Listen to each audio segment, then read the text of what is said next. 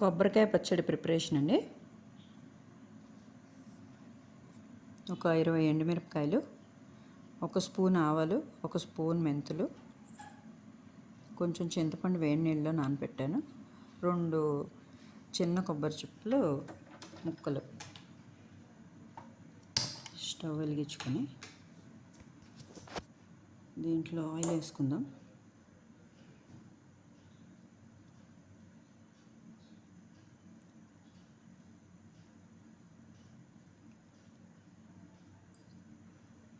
ఒకదాని తర్వాత అన్నీ వేయించుకోవాలి.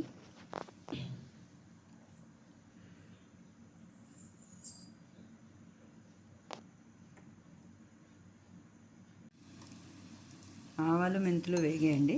ఎండుమిరపకాయలు, ఒక స్పూన్ ఇంగువ వేసాను. ఇవి ఇలా దోరగా వేయించుకోవాలి. అదే నూనెలో ఒక 2 స్పూన్లు మినపప్పు, ఇలా తరిగి పెట్టుకున్న కొబ్బరికాయ ముక్కలు వేసుకొని ఊరికే పచ్చివాసన పోయేలాగా కొంచెం ఒక తిప్పుకొని వేపుకోవాలి.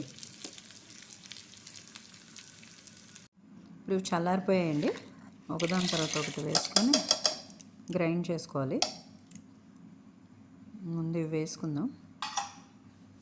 ఇవి అండ్ చింతపండు, నానబెట్టుకున్న చింతపండు వేసుకొని కొంచెం ఉప్పు వేసుకొని తిప్పుకోవాలి.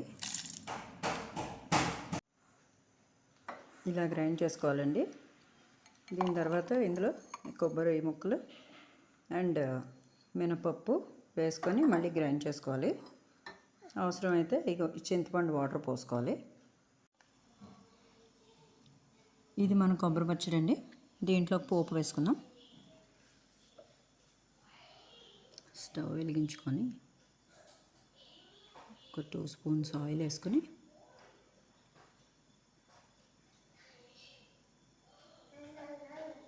కొంచెం నూనె ఎక్కువ ఉంటే బాగుంటుంది అంటారండి, అందుకని కొంచెం నూనె ఎక్కువే వేస్తాను నేను. ఇలా నూనె కాగిన తర్వాత ఇందులో ఎండుమిరపకాయలు, పచ్చిశనగపప్పు, మినప్పప్పు, ఆవాలు, జీలకర్ర, కరివేపాకు, కొంచెం ఇంగువ, ఇది కొంచెం వేగినది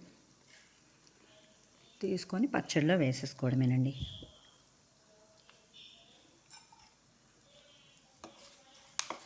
కొంచెం పప్పులు వేగితే టేస్ట్ బాగుంటుంది. చట్నీలో పోపు వేసుకుందామండి.